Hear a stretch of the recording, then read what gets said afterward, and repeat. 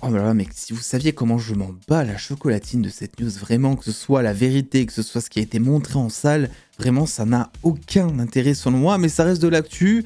Peut-être que certains vont être intéressés, peut-être que certains n'ont pas vu cette news qui est sortie il y a maintenant quelques jours, et c'est vrai que j'en ai pas parlé, parce que voilà, on a parlé un peu de John Wick, on a parlé un peu de Star Wars. Hier est sortie une vidéo de 10 minutes où je dénonce un petit peu les gens qui font n'importe quoi dans les salles de cinéma, et c'était un petit défi pour moi d'arriver à le faire sans faire le mec aigri pendant 10 minutes, donc je suis très content, d'après ce que j'ai vu dans vos retours, que la vidéo vous ait fait rire justement, et elle est dispo si jamais vous ne l'avez pas vue et que vous voulez passer un bon moment.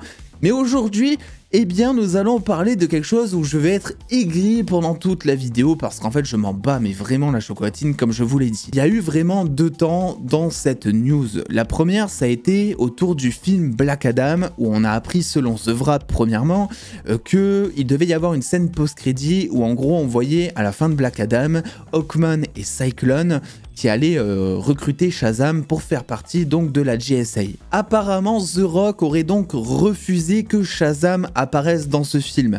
Ce qui, quand tu lis des articles, etc., tout le monde te dit... bah oui, mais c'est une crise d'ego, etc. Et pour ce point-là, je suis pas forcément d'accord. Je suis pas forcément d'accord juste pour ce point-là que The Rock voulait vraiment être au centre de tout et qu'il, je sais pas, il a un problème avec Zachary Levi ou il a un problème avec Shazam, j'en sais rien. Je suis pas forcément d'accord avec ça parce que pour moi, c'était un intérêt marketing dans le sens où, on le sait, la scène post-crédit avec Henry Cavill à la fin de Black Adam, elle a été tournée genre un mois avant la sortie du film et je pense que par conséquent, quand tu as le choix entre mettre du Superman dans ton film, mettre du Shazam, la question, elle est vite répondue, comme on dit dans le milieu, n'est-ce pas? Et je pense qu'effectivement, quand le choix s'est présenté à The Rock et à tous les producteurs de ce film, eh bien, évidemment qu'ils ont choisi de mettre la scène post-crédit avec Superman. Donc ça, je pense que pour cette scène post-crédit qui a été supprimée, il n'y a pas vraiment de crise existentielle du côté de The Rock. Par contre, ensuite, il y a eu une autre news, toujours partagée par The Wrap, et où là, Zachary Levi a premièrement réagi en story, et où ensuite il a fait un live sur Instagram, il me semble, où il a expliqué le pourquoi du comment, et donc évidemment, même si ça n'a pas été confirmé officiellement, même si on peut dire que ça sort de la bouche d'un acteur, donc c'est plus ou moins officiel, mais ça n'a pas été partagé par Warner, ou même on n'a pas la version de The Rock pour l'instant. Il faut quand même prendre un petit peu de pincettes, mais en gros ce qu'il se dit, c'est que vu qu'ils n'ont pas pu utiliser cette scène post-crédit, qu'ils n'avaient même pas tournée d'ailleurs pour Black Adam, parce que The Rock aurait refusé, eh bien ils voulaient mettre cette scène post-crédit dans Shazam Fury of the Gods, donc où on voyait Cyclone et Hawkman recruter Shazam dans la JSA. Et apparemment, et c'est là où la question se pose un peu plus, The Rock aurait refusé donc que ces personnages, parce que bon, il reste quand même coproducteur de Black Adam, donc ça reste aussi ces personnages plus ou moins de son film, quoi.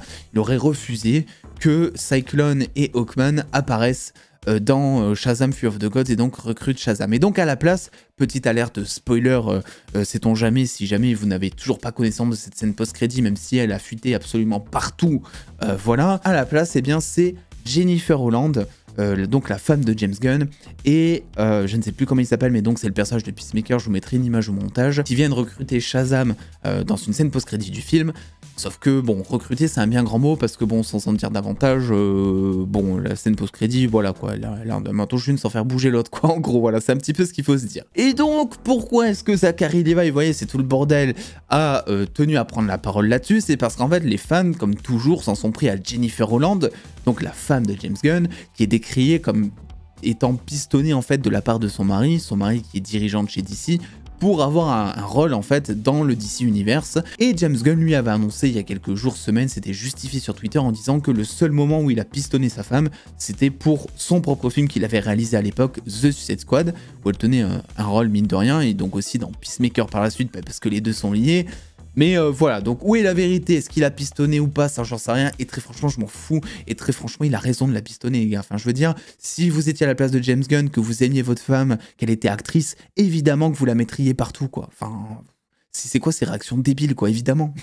Évidemment qu'on veut le bonheur de nos proches. Donc évidemment qu'on la pistonnerait. Donc c'est même pas ça la question. La question, elle se prête plus du côté de The Rock, Black Adam, qui en fait, on a l'impression depuis un certain temps, et c'est plus qu'une impression maintenant, en fait, il voulait vraiment faire tourner tout le DC Universe autour de lui, j'ai l'impression. Et plus que ça, il voulait se donner, je pense, les moments épiques à venir du DC Universe, dans le sens où ce qui était teasé à la fin de Black Adam, c'était clairement une confrontation avec Superman d'Henry Cavill.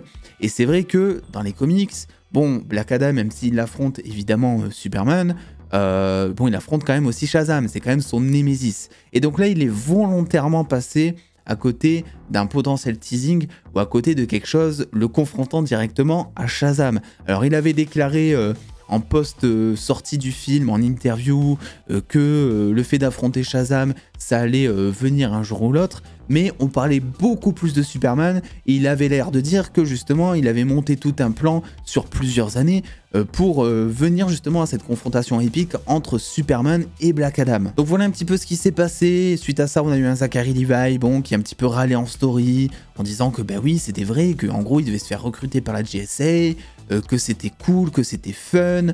Moi je m'en bats, mais alors totalement la chocolatine, parce que Shazam il peut être recruté mais n'importe où dans la GSA, dans la Justice League, dans, j'en sais rien, les Titans, même si c'est impossible, bref, vous l'aurez compris, il peut être recruté même chez les Avengers. Franchement, je m'en fous, et pas parce que je m'en fous du personnage, quoique peut-être que ça y joue un petit peu, mais parce que en fait, ça n'a aucun sens, quoi. La GSA, on s'en fout, quoi. Vraiment. Est-ce qu'il y a quelqu'un, à la rigueur, le seul personnage qui était intéressant dans la GSA, c'était Dr. Fate, qui avait certains moments épiques. Il y a un petit teasing qui est laissé à la fin de Black Adam, où on se fait comprendre qu'il y a un autre Dr. Fate qui va venir, comme dans les comics ensuite. Donc c'est un personnage qui est intéressant, mais en soi, la GSA, son équipe, on s'en fout, mais d'une force, mais c'est incroyable. Déjà qu'on s'en fout de Shazam, alors en plus si tu nous teases que la GSA va recruter Shazam, mais mon dieu, mais quelle horreur. Donc voilà, en tout cas c'est mon avis évidemment sur la question. Vous êtes libre de penser, si vous êtes hypé par la GSA, dans cette version en tout cas du DC Universe, grand bien vous fasse, j'ai envie de dire. Mais franchement, moi je prends ma chocolatine et je la bats tous les jours, comme je vous ai dit en intro de vidéo. Et donc ben voilà, on a un Zachary Levi qui se plaint un petit peu partout. De l'autre côté, on a David Sandberg qui a dit que bon, de toute façon, il s'attendait à ce que son film fasse un bide. On a Rachel Zegler qui a avoué, et gros respect à elle pour ça, parce que c'est pas une honte non plus, mais être rentré dans l'univers du DC Universe pour jouer donc son personnage dans Shazam, bah, pour toucher sa thune.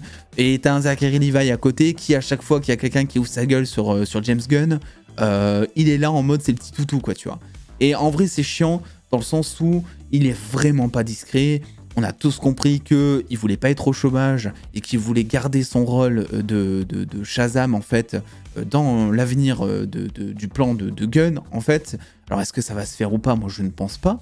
Parce que déjà Shazam est un bide, et en plus parce que tout le monde s'en fout de Shazam, et en plus parce qu'il y a un reboot qui se prépare, et que comme je vous l'ai dit, je pense que les personnages encore où un recast n'a pas été annoncé, c'est tout simplement pour essayer de conserver du box-office. Parce que Aquaman, si on te dit maintenant que l'acteur va être remplacé, c'est sûr et certain qu'Aquaman 2 fera moins de box-office. Donc je pense qu'on peut s'attendre dans les prochains mois, prochaine année, en 2024, à avoir une annonce comme quoi Wonder Woman, Flash potentiellement avec Ezra Miller, Jason Momoa, d'autant plus avec le teasing qu'il a fait sur Lobo plusieurs fois.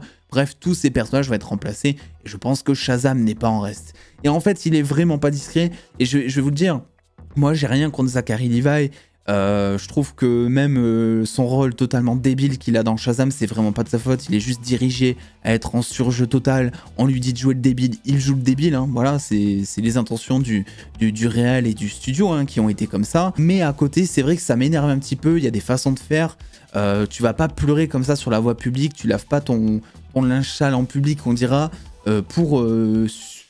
j'allais dire, je vais dire pour sucer la tub de Gunn et garder ton poste, quoi, tu vois. Désolé pour la vulgarité, mais au bout d'un moment, c'est typiquement ça, quoi, tu vois. C'est vraiment désolant et ça me fait de la peine. Et en soi, ça joue, je pense, moi, en sa défaveur même, tu vois. C'est-à-dire que là, il est en train de tuer tout le côté, enfin, ce qu'il en reste ou s'il en a déjà eu, mais le côté un peu charismatique qu'avait Shazam.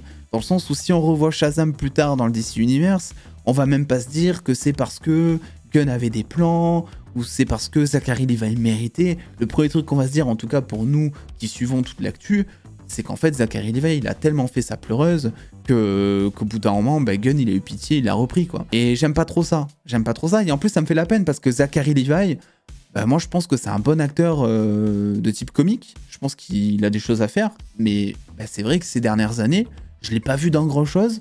Moi j'ai juste vu dans Chuck, je sais même pas s'il a fait d'autres trucs. Et dans tous les cas, s'il a fait d'autres trucs, c'était pas non plus marquant, quoi. Ça a pas ça va pas buzzer de ouf, ça c'est sûr. Donc je pense qu'en fait Shazam c'est vraiment le rôle qu'il veut garder absolument, et on le comprend en termes de carrière.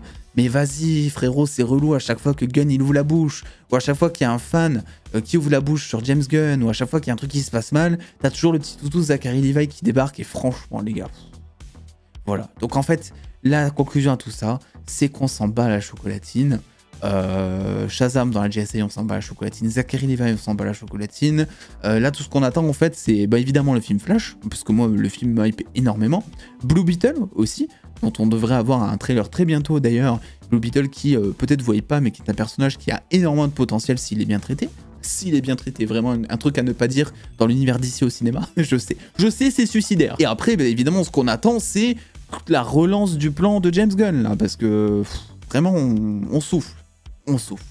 Donc voilà, et The Rock, oui, pour info, bon, ça avait déjà été communiqué, je vous l'avais dit aussi, mais lui, c'est pas prévu qu'il revienne de suite en tant que Black Adam. S'il revient, en tout cas, ça sera pas de suite. Ça a été confirmé par un communiqué de l'acteur sur Instagram, comme quoi il avait parlé à Gunn et tout. Donc voilà, donc on s'en fout, en fait, tout simplement. Voilà, c'est aussi pour ça que je me suis pas trop dépêché pour traiter cette news. Là, on est le week-end, c'est samedi.